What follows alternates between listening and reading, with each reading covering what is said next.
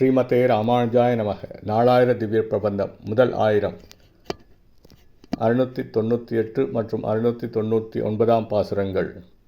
திரு குலசேகர ஆழ்வார் அருளிச் செய்த பெருமாள் திருமொழி. 698 பாசுரம்.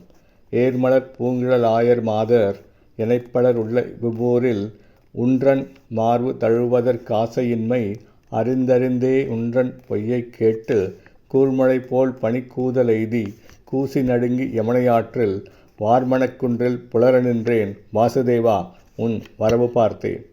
வாசுதேவா, அழகிய மணமிக்க மலர்களைச் சூடிக்கொண்டிருக்கும் ஆயர் குலப்பெண்கள் பலர் வாழ்கின்ற இவ்வூரில் நான் உன் மார்பை தழுவிக்கொள்ள ஆசைப்படவில்லை. ஆயினும் நீ கூறுகின்ற பொய்யான கருத்துக்களை கூறிட அவற்றை கேட்டு அவற்றை உண்மையே என்று நம்பி மதிமயங்கினேன்.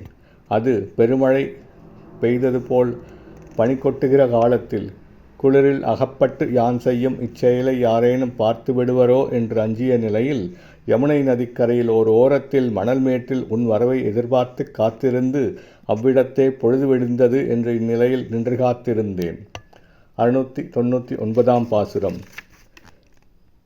கெண்டையொன் கண்மடவாள் ஒருத்தி கீழையகத்து தயிர்கடையக் கண்டு ஒல்லை நானும் கடைவதென்று கள்ள விழித்துப்புக்கு வண்டமர் பூங்குழல் தாழ்ந்துலாவ வான்முகம் வேற்பச் செவ்வாய் துடிப்ப தண்டையிர் நீகடைந்திட்ட வண்ணம் தாமோதரா மெய்யறிவேன் நானே. தாமோதரா, கிழக்கே உள்ளதோர் வீட்டில் கெண்டை மீனை ஒத்த கண்களை உடைய அழகிய பெண் ஒருத்தி தயிர் கடைவதைக் கண்டு அவ்வாறே நானும் அவளைப் போன்று விரைவில் தயிர் கடைவேன் என்று எண்ணி கள்ளத்தனமாக அவளை தன் வயப்படுத்தும் வகையில் அவளிடத்தை சென்று நீ தயிர் கடைந்ததை அறிந்து கொண்டேன் என்று கூறியவாறே அவள் அருகே சென்று நீ தயிர் கடைந்தபோது வண்டுகள் மொய்க்கும் பூக்களைச் சூடி உன் தலை முடியானது தாழ்ந்திருக்க இங்கும் அங்குமாக அசைந்து கொண்டிருக்கவும் முகமானது வியர்க்கும்படியாகவும் சிவந்த வாய் துடிக்கும்படியாகவும் அமைந்திருக்கின்ற அழகைக் கண்டு என் மனம் இழந்தேன். ஸ்ரீமதே ராமானுஜாய நமக. திரு குலசேகர ஆழ்வார் திவ்ய திருவடிகளே சரணம்.